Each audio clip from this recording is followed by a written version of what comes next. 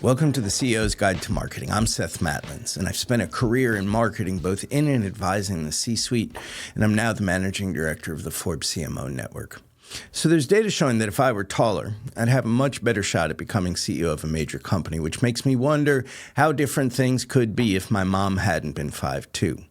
More relevantly, there's also data showing that if I were the CEO of a major company, I'd be one of only 10% with any marketing background whatsoever, as fully 90% of the CEOs of the world's largest companies have none, which in turn makes me wonder how much more stakeholder value could be created and enterprise growth driven if more did, if more of them understood how marketing works, how it doesn't, what to expect and what not to, and on what timeline.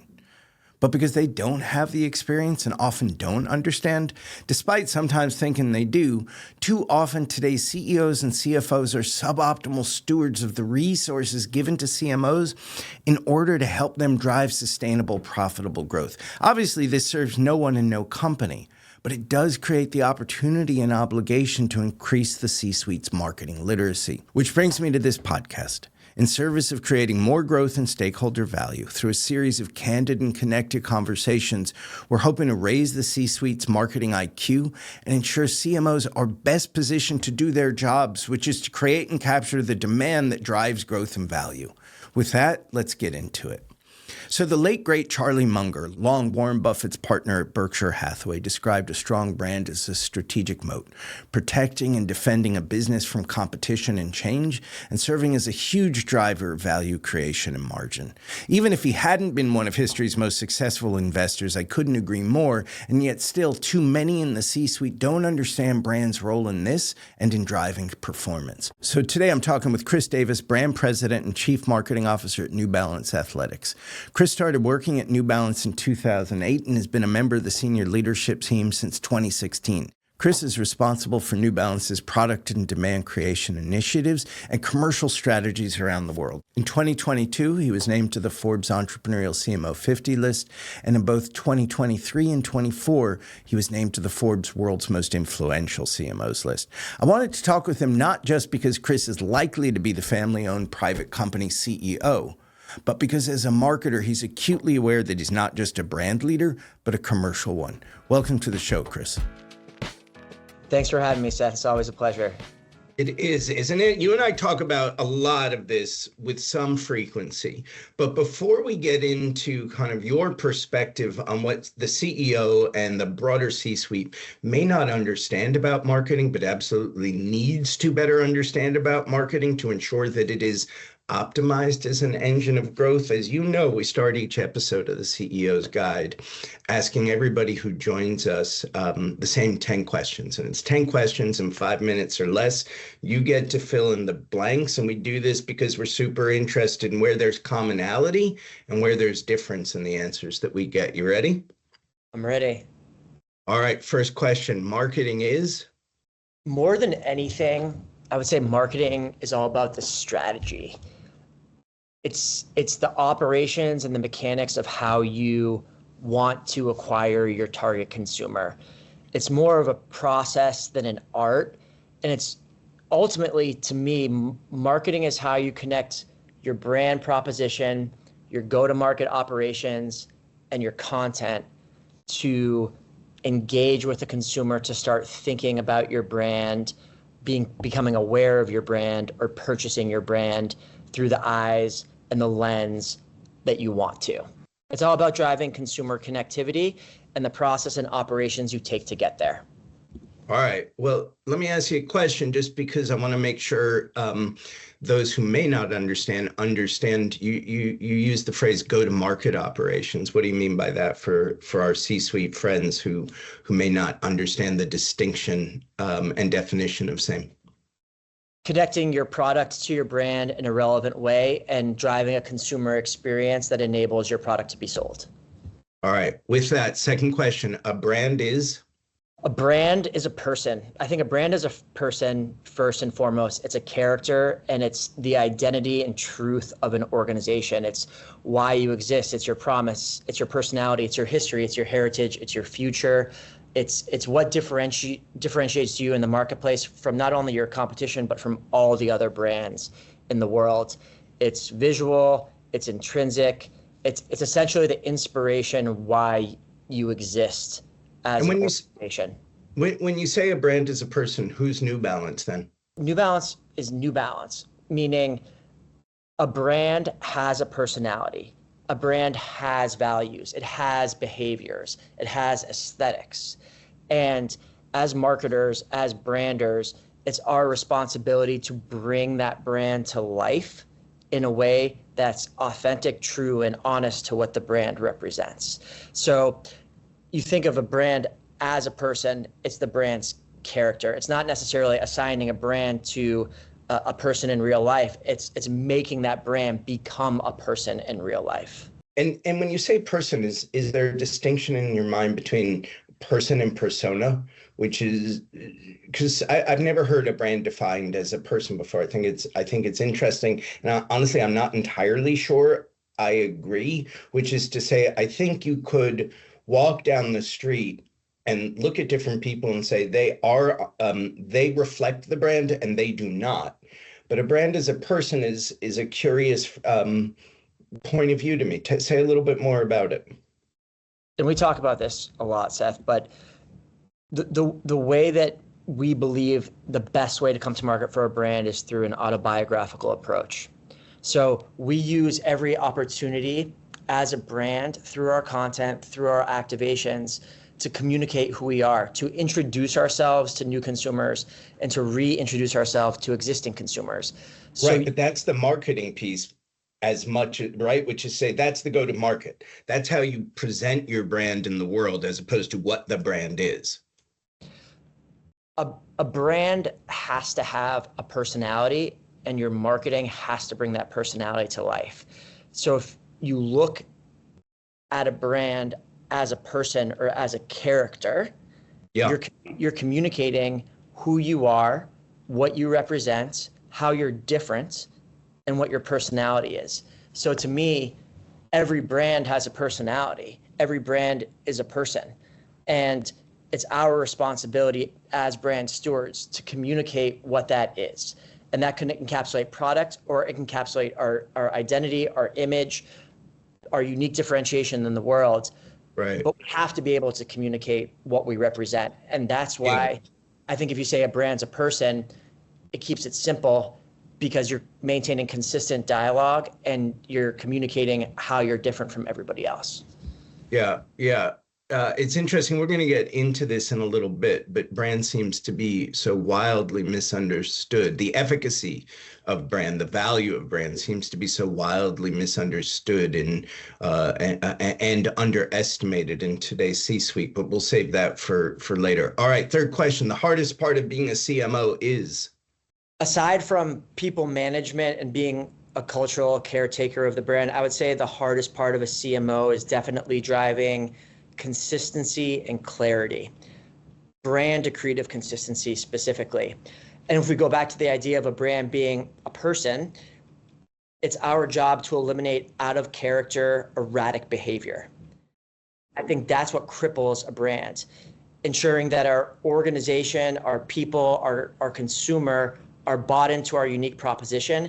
And that takes an incredible amount of discipline. So if you have a friend and this friend is acting in a way that's inconsistent to how they usually act, it's kind of off brand for your friend.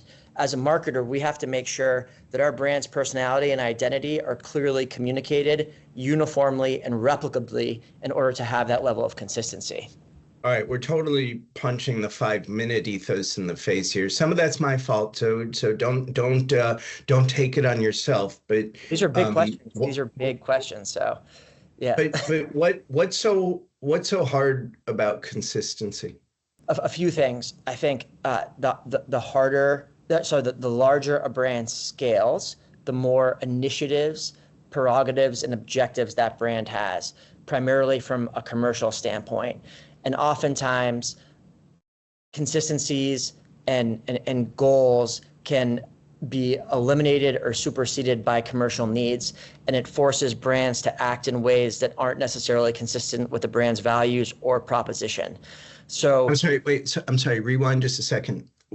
just so I understand, what is it that forces brands to operate in ways that may not be consistent?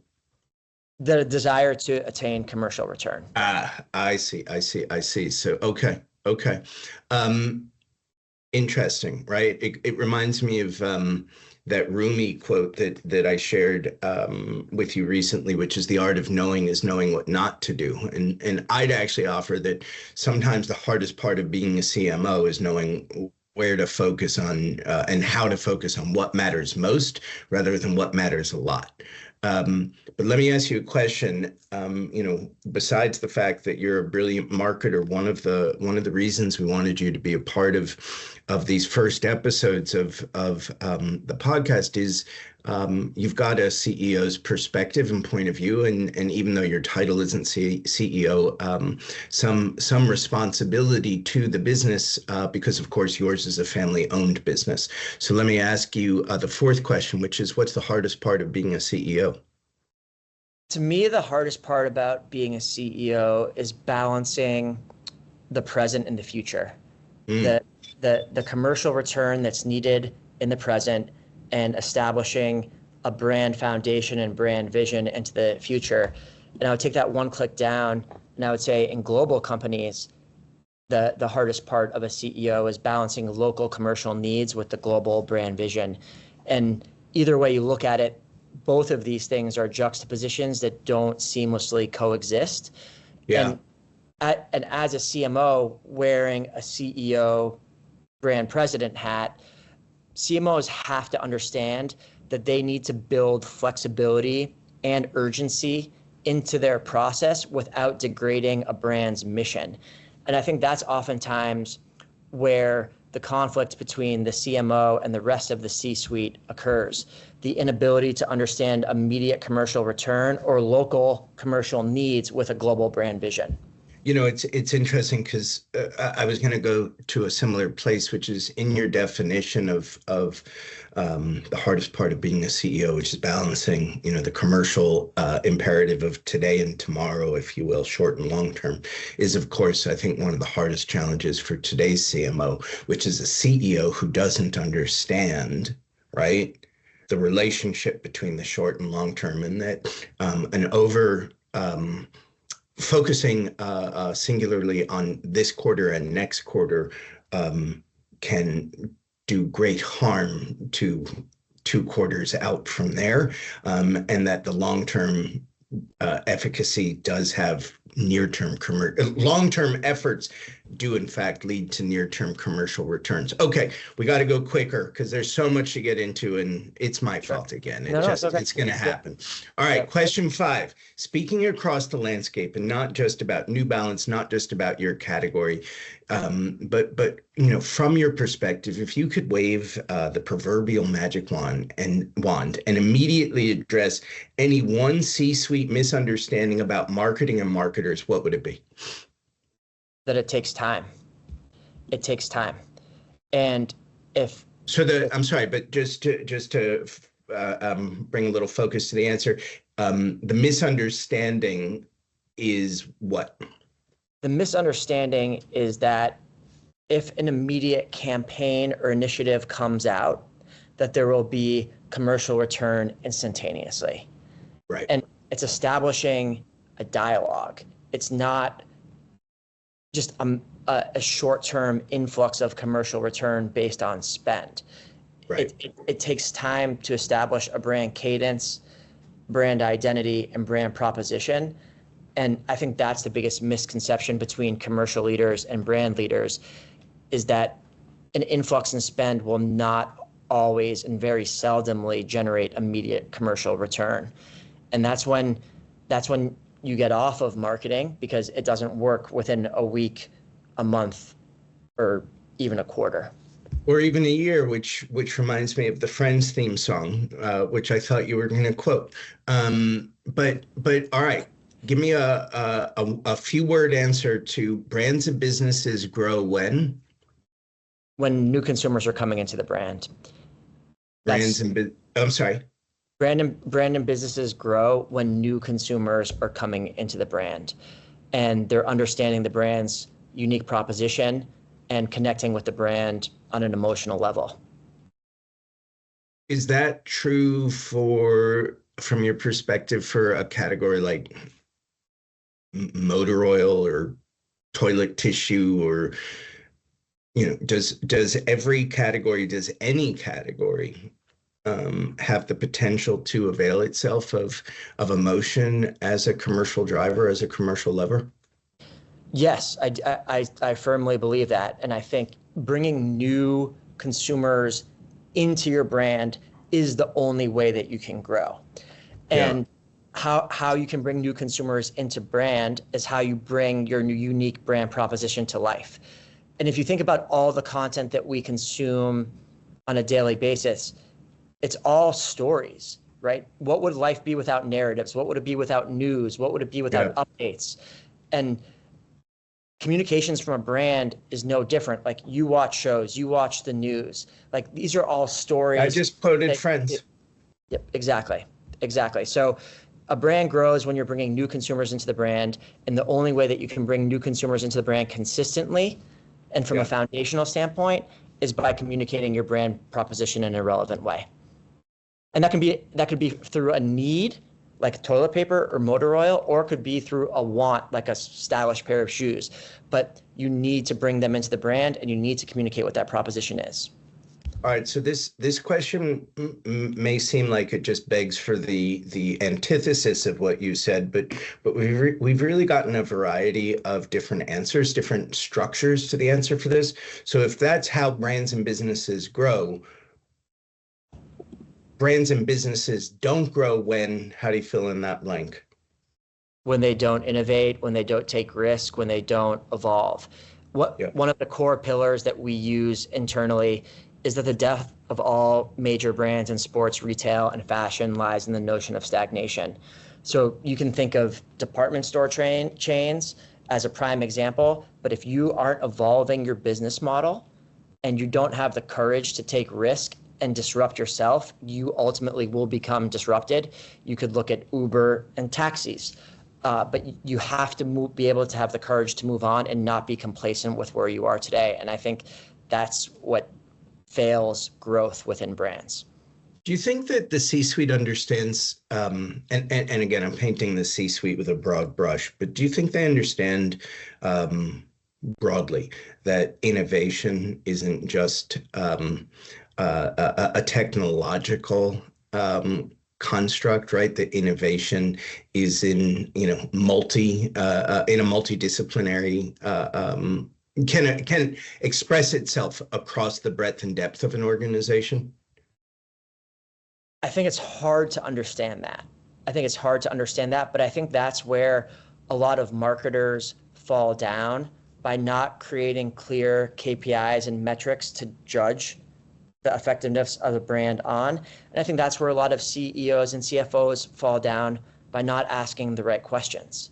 So it's hard, but I think both functions or both roles need to take greater accountability on providing that clarity and understanding and defining what success looks like for a brand. The following segment features paid content from Rokt. Doug, from Rokt's perspective, what's the C-suite need to better understand about unlocking revenue today? All businesses are under pressure to unlock more revenue opportunities, be it launching media networks or forming new partnerships, diversifying their product mixes. And some are doing this through some really creative one-off campaigns, but the question is this enduring? And is it enough? Yeah, and one of the most impactful ways to unlock ongoing revenue is during the transaction moment. What for our audience is the transaction moment? It's from cart, where you have upsells, to payments, where you can drive different offers, to confirmation, where you can unlock things that delight customers. And in e-commerce, it's where we found that profits can be boosted by up to 40%. Imagine that, amplifying not just revenue, but profit up to 40%. And you unlock this by making each transaction relevant at the moment that matters most, when customers are buying. To learn more, go to Rokt, that's ROKT.com/Forbes. That's Rokt, ROKT.com/Forbes. Now back to our program.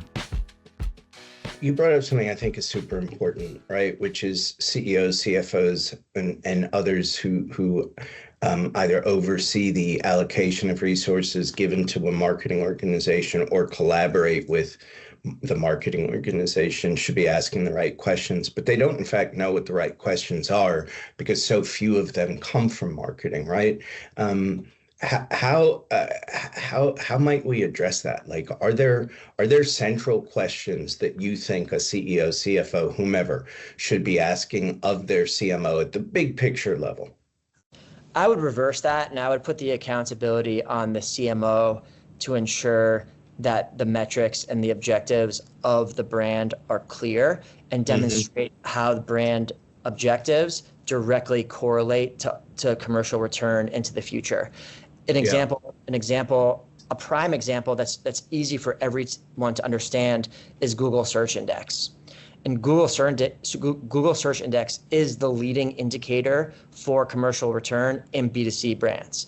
And we've seen growth in Google Search. Just for our audience, Chris, why is that? It demonstrates the first call to action in considering a brand and understanding if this content is connecting to me. Meaning, I don't think there's any greater sign of effectiveness of content than a consumer pulling out their phone, typing your brand's name into Google because a billboard, a commercial, a social clip ignited curiosity in what that brand represents. So typing New Balance into Google, first call to action. Going to newbalance.com, second call to action. And what we've seen is spikes in Google search have an 18-month leading indication on commercial return. So if you, obviously I'm assuming, I shouldn't say obviously, I'm assuming it's a little different for B2B brands, professional service brands. I would assume so as well. However, there's still that call to action. There's still that sense of awareness. And then there's still that curiosity that's inspiring consideration. And what we can ask for consumers is action and engagement. And sometimes that in action will be typing your brand name into Google. Sometimes we'll be going into a store. Sometimes we'll be purchasing a product. But there's a red thread through all of that that needs to be understood. You're never going to go from not being aware to purchasing. You have to have a journey that has like certain metrics and engagements along that journey that will ultimately lead to one purchase, then repeat purchase, then lifetime value. I understand that, of course, academically, and of course, academically, you're right. But I, again, kind of same question I asked about toilet tissue and motor oil and B2B, right? That funnel has collapsed, right? That kind of one's linear, awareness, understanding, familiarity, trial purchase, repeat purchase construct that really was the funnel for the CPG world forever, right? Has collapsed, and I'm wondering if we still market to that or use it as a construct to understand kind of the mental, conscious or subconscious journey that somebody has to take from never having heard of us to wanting to bring us into their lives, whether that's personal or professional. I think that's where the qualitative and the quantitative get married, though, right? The art and the science, because the construct that we were just talking about was science. The science only works if the art works as well. Meaning it has to, your product has to be desirable, your brand has to be engaging. And that's like the barrier to entry. I mean, as you know, I literally have a brand tattoo on my arm, right? I am a brand marketer through and through, but is that a threshold that every category needs to kind of aspire to? Well, aspiring to it is fine, but expect, which is, do I really need to find a massive consultancy, or again, motor oil, engaging and desirable, or do I just need to know it works? It goes back to that. Some brands are a need, some brands are a want. Right. And sometimes it's hard to differentiate between the two, luxury being a perfect example. Exactly. But no matter what, in the brands that you need, there's going to be multiple of them that you can choose from. Why are you choosing them? Yeah. Right.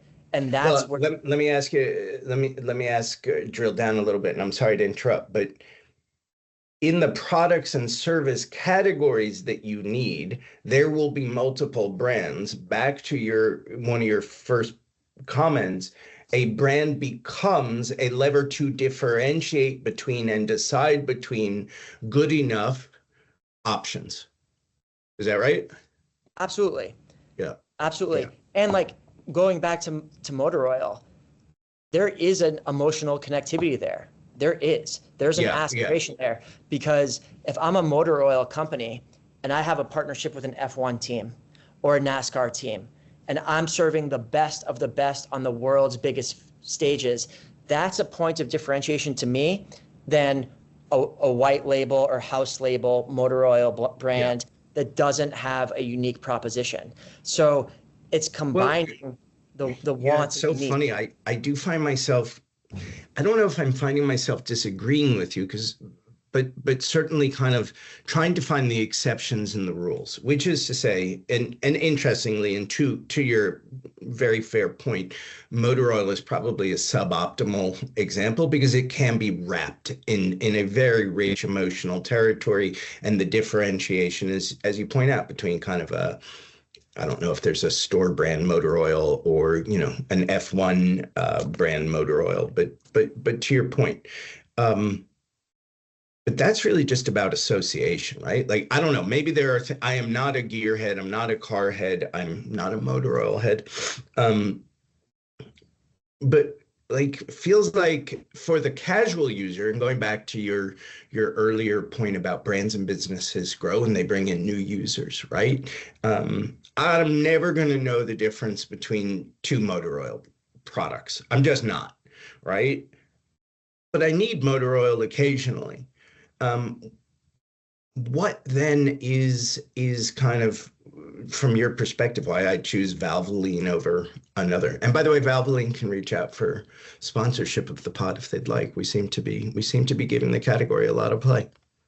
Well, I think, look, you're either a price conscious consumer that's going to go with the lowest price, and there's always going to be a lower price. That's the fact. Yeah, it's the Jeff Bezos line, right? Your margin is my opportunity. Exactly. And I do firmly believe that cultural relevance is the foundational pillar to commercialization. I want to stick a pin in that because I really want to focus on it. But having, now gone from 10 questions in 5 minutes to 10 questions and give or take 20, let's finish these, and then I want to get right into where you were. Is that okay? Perfect. All right. I'm actually going to, since we've blown the construct, I'm going to skip number 8, which is a conversation about where competitive advantage comes from, because we're going to get into that in more depth. So I'm going to go to questions 9 and 10, super quick answers. I promise not to interrupt. You measure for true incrementality by? Incrementality is by engagement and sales. How do you measure for the incremental sale rather than the sale that would have been there if you hadn't done anything? That's a great question. And I guess you won't know if the sale would have been there if you hadn't done anything. I don't think that's something that you can bank on, right? Like the reason why I think incrementality with engagement is important is because it's a two-way conversation. Engagement's a two-way conversation. It's a dialogue. And I don't think that you can increase your sales without increasing your dialogue. So if your dialogue diminishes, you may still have sales that you would have had, but you wouldn't be sure unless you had that conversation ongoing. Have you ever gone media dark in a given market, or done kind of the marketing regression analysis, which is you remove variable X from market Y to see how it differs than market Z, to see what really is triggering sales and kind of really driving commercial return? Not so much. I mean, we do during cultural moments Yep. where it's appropriate to go dark, but so much of what we do is driven globally, and like acting globally, thinking locally, and vice versa. So if what we're putting out in the world isn't globally connected, then we probably wouldn't do it. So we don't go dark in certain markets, and we've never done a regression analysis, but that's a good point. You know what? I want to ask the last question, then with the time we have left, get into, open the aperture on a few things you've already shared with us. So the last question is, the relationship between product or service and brand is? The relationship between product, service, and brand is one and the same. Yeah. I think it's one and the same. Inextricable. It is.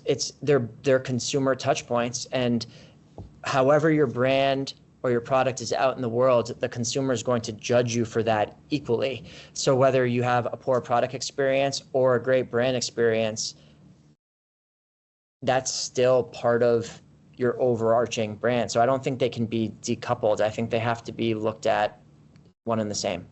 I completely agree with you. And I think one of the things that's so interesting is that we have seen that decoupling of product and brand, service and brand, over the last 20 odd years, right? They used to be inextricably linked. Now, and this is a perfect segue into the question I wanted to ask you next. Now, a lot of organizations, enterprise-wide, not just marketing organizations, have become so disaggregated, right? Have become so specialized that they don't in fact connect, right? And they aren't built, bridges aren't built between expertise to ensure the integration and focus of that enterprise on growth. So having said that, let me ask from your perspective, and again, speaking broadly, what does the CEO, the CFO, the C-suite need to understand about how marketing should fit, needs to fit, must fit into an organization's multidisciplinary assets? Because I don't think you're seeing, I don't think we're seeing a lot of it done well from org design, and it's getting in the way of growth. And I think I'm going to answer your question here, but branding and marketing have to be looked at horizontally and vertically.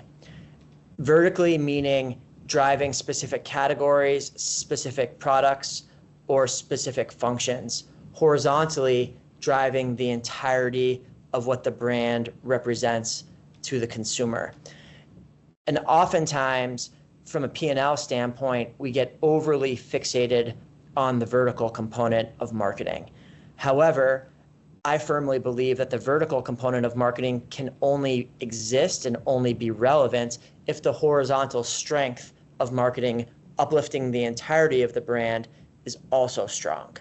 So there's certainly a balance there, but then I would bring it back to the brand leaders and back to the marketing leaders to ensure that these metrics of brand strength, brand engagement, brand sentiments, brand search are understood in order to ensure that the brand is top of mind as a brand, so that then the categories can then be commercialized through vertical specific marketing tactics. It's interesting.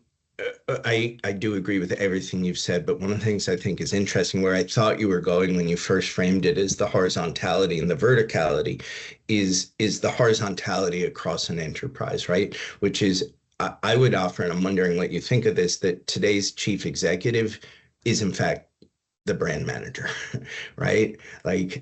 And too many a CEO, too many a CFO, too many a customer service representative or a sales associate at physical retail do not understand they are representing the brand with everything they do and don't do in the moment of interaction with a customer or potential customer. Exactly. It's holistic. Like the Yeah. idea of a CEO being a general manager, a general brand manager has to be true. They're not a commercial leader. They're not an operational leader. They're not a brand leader. They're all of those things. And there needs to be a red thread between all of those things. And that's where the horizontality comes in. Yeah, I was worried for a second when you said they're not a commercial leader before you said they're all of those things. Why do you think, like, do you have a point of view, an opinion, a hypothesis about why, speaking broadly again, so much of marketing has been divorced from the commercial returns it's always been intended to drive? Like, what happened?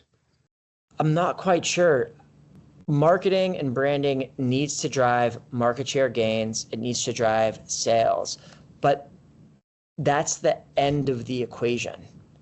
If you're telling the right stories, if you have the right products, it's a consequence. Then it comes to life. And I'm not really quite sure where that was lost or how it got lost.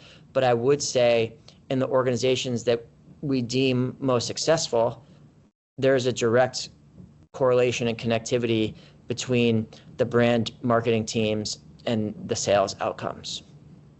What you obviously at New Balance, or I shouldn't say obviously, but at New Balance, you're in a category and in a category leadership position now, where there's a bit of a absolutely understandable, inextricable link between brand and commercial outcome in a way that other categories where the label may be less a statement, the trademark less a statement and is less overt on the product.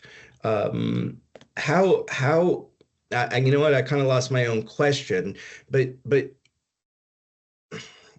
you know, I guess I'm just going back to kind of the relationship between brand and commercial return. And as you look at kind of the transformation you've helped drive at New Balance over the last 6 or 7 years, where the brand has gone from whatever it was, which is 100 and how old is it now? 116 years. Okay, so it's at 110 years, the brand was not in the position that it is at 116 years. You've driven a remarkable elevation, which has driven remarkable commercial returns. You talked earlier about the role of cultural resonance and relevance in that ascension and in those returns. What's your perspective on the relationship between brands / businesses and culture in today's world? So that's a loaded question, and it's a big one. And the way that we did it was if you take the idea of transforming a great product company to a world-class brand, that's a hard distinction. A company is an entity that sells things. A brand is a company with a personality, a point of differentiation, like a reason for being, a unique proposition that has commercial return based on what the brand's differentiation is. And for us, it was about creating these like very clear North Stars that revealed the intrinsic brand truth of New Balance's proposition. So what were those things and how did everything come back to them? One of them was being the most premium boutique athletic brand in the world. The other one was... Can I interrupt you? I'm so sorry, but it's so interesting, I think, for our listeners to hear a global brand define kind of, and maybe aspiration's not the right word, but define itself as a boutique, right? Why didn't you want to be the biggest? It's never been part of our brand journey. It's not who we've ever been. Our goal has never been to be the biggest. It's always been to be the best. Even in the 70s and the 60s, it was about revealing our brand truth and going back to a brand being a person, because I'll disagree with you here again, because I think a brand is a person. You can't fake it. Like, you can't fake who you are, or else you'll ultimately be found out. So our brand transformation was really rooted in revealing the brand truth of what enabled New Balance to be successful for the first 110 years of our existence. And these core attributes and these core characteristics were going to be the catalyst of what fueled growth next. And that can only be like embracing who you are. So it was being the best, not the biggest. It was being the most premium boutique athletic brand in the world. And it was being the ultimate challenger brand. And everything that we do has to drive back into that brand identity, because if we have that inconsistency, which we discussed before, then our communications and our personality becomes erratic, and people can see through that. Right. Right. Let me just, because we're getting on to time, I want to lean into the challenger construct for a second, which is a lot of marketers think that being a challenger brand is challenging a who, which is sometimes correct, but also it can be, and more often than not, challenging a what. Right. So it doesn't have to be focused on direct competition or even indirect competition within a category or an industry, but a mindset, a belief, and attitude that you have to overcome. You have, since you took over marketing for the company, you have embraced that challenger mindset. And you know I wouldn't let you go without talking about how you allocate demand gen resources. And I'll just shorthand it so you know what I'm talking about, and then you can open it up for the audience. Your 50-30-20 allocation model. And I'd love for you to explain that to the audience, because I think it is both emblematic of a challenger mindset and at the same time a leadership stance, and ties it back to where we were, what we were talking about earlier with regard to innovation. So the audience now has no idea what I'm talking about. Will you make it clear for them?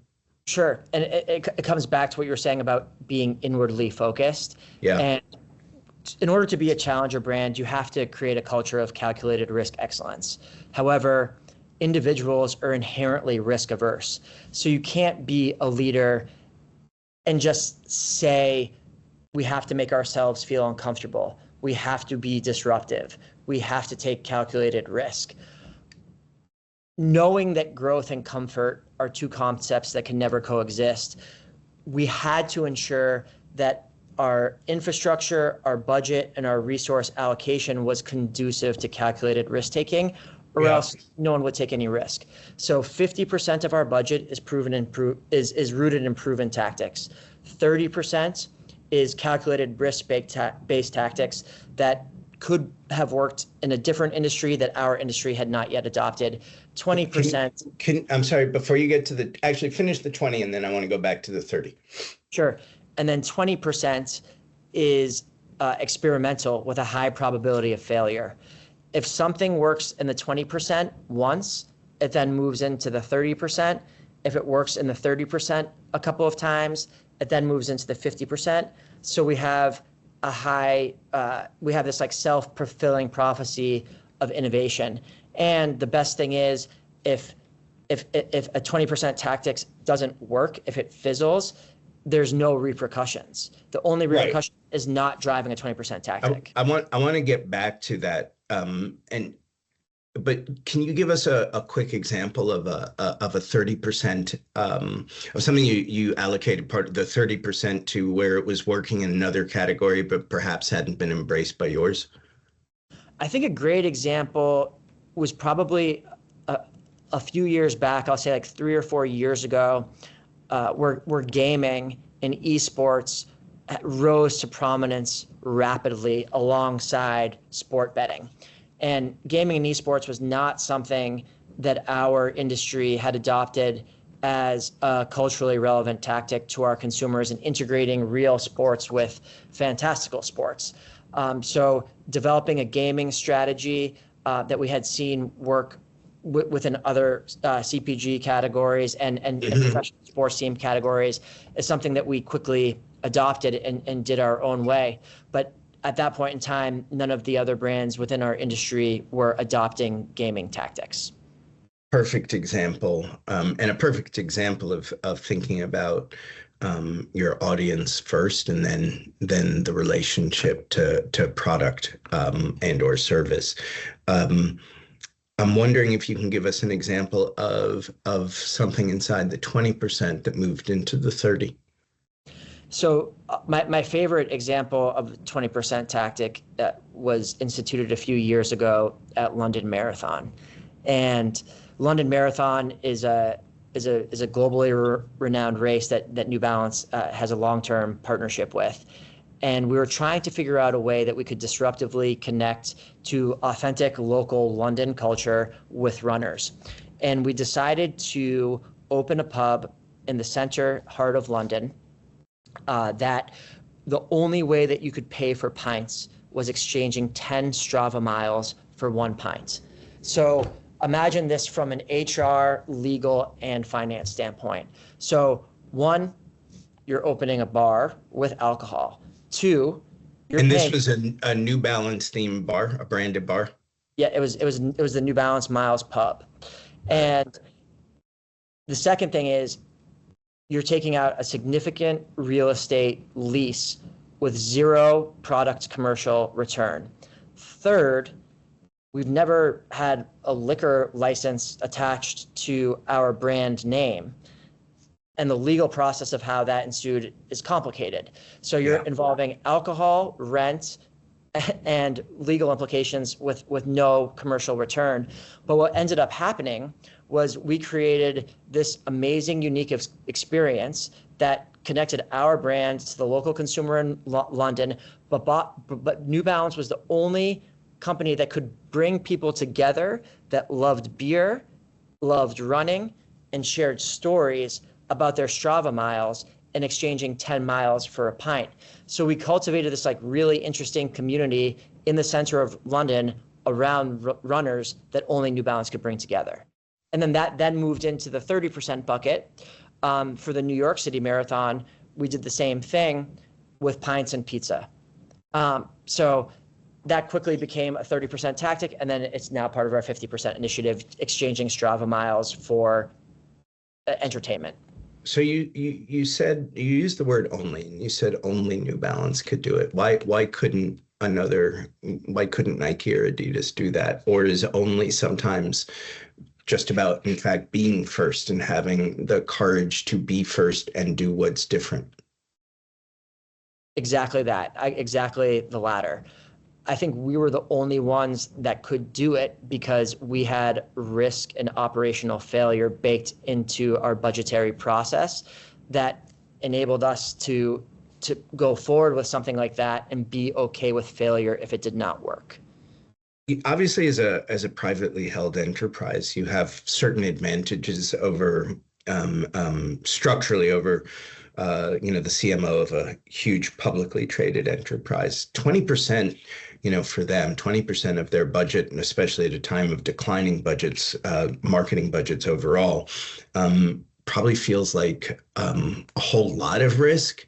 How would you recommend to a CMO listening who is overseeing billions of dollars in spend for a publicly traded enterprise where they're responsible to quarterly numbers? Why should they embrace, if not the percentage, then the mindset of high strategic risk of failure, or however you put it? It goes back to my previous point of cultural relevance being a key foundational pillar of the commercialization process. And the value of earned media and the value of earned impressions, I don't think can be underestimated.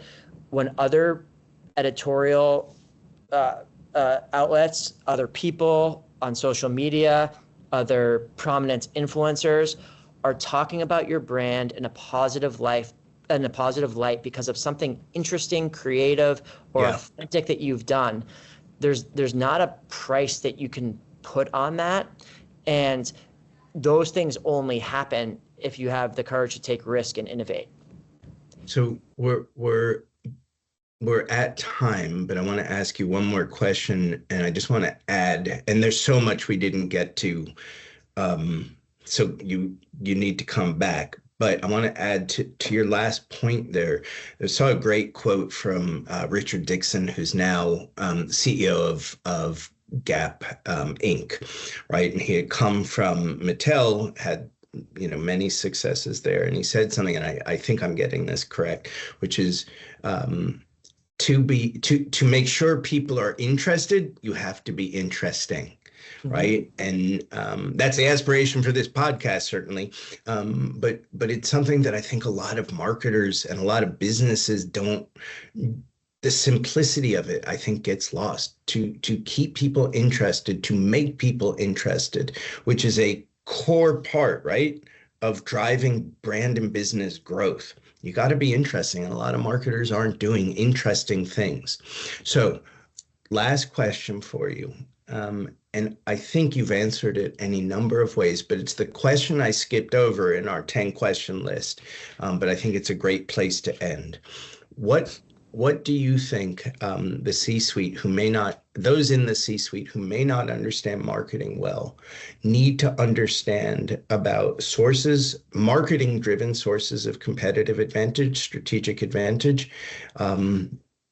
Yeah, what do you want them to know about how that's driven and how it's commercialized? And I think I'm answering your question again, but I think what everybody has to understand is that it's pivotal to embrace your brand truth, because your brand truth ultimately ladders into your competitive advantage and your unique proposition. And that differentiates, as we talked about before, a company or a brand. And without your brand truth, your company wouldn't exist or persist. So if you aren't leaning into who you are and what makes you different and communicating that outwardly, then you've lost sight of who you are ultimately. And I think that's the most important thing, I think, that our C-suite understands. They understand our point of differentiation. They understand how our point of differentiation drives our perspective to the market, and then how consumers digest our brand differently than our competition, ultimately leading to commercial return, because we know who we are, we know why we're different, and we know what we're providing. So I think that's the most important thing that you have to understand, like, what's your brand truth, why are you different, and leaning into that. I'm reminded as you say that, and that amongst my favorite ads of all time is the New Balance ad. It's printer out of home, and it says, correct me if I'm getting it wrong. It's a picture of which shoe? The gray, right? The 990. The 990, sorry, I'm alphanumerically challenged. Worn by supermodels in London and middle-aged dads in Ohio. And what I think is so brilliant about that is that it provides permission, right? A brand-driven permission to both the supermodel, the middle-aged dad, and everybody in between to see themselves within the franchise. And I think it goes right back to what you talked about, in answer to that last question, competitive advantage. The most important one is how people think and feel about whatever it is you're selling. Exactly. And it also goes back to like bringing new consumers into the brand without alienating your existing consumer base. It's about addressing the elephant in the room, whether it's positive or negative. And the last thing I'll say is a lot of our growth has been fueled by products that have existed for decades. Mm-hmm. Decades. And we're communicating the unique proposition of those products and of our brand in a culturally relevant way to contemporary times. So, well, you contemporize the brand, which contemporizes the products that have existed for decades, which is, of course, the challenge of any business once it gets past its first years, its infancy. And we see that, more often than not across global brands. it's extraordinary what you all have done over the last period of time, and equally extraordinary, kind sir, the wisdom you've shared with our audience. Chris Davis, we really appreciate your being with us. Thanks, Seth. Always appreciate it. Thank you so much. Yeah, you got to come back. We got a lot more to talk about. I definitely agree. We'll talk about it next time. Thanks for listening. Today's show has been brought to you by Rokt, and you can find the CEO's Guide to Marketing wherever you get your podcast. Don't forget to juice that algorithm, smash that subscribe button, and leave us a review so others can find us too. We'll see you next time.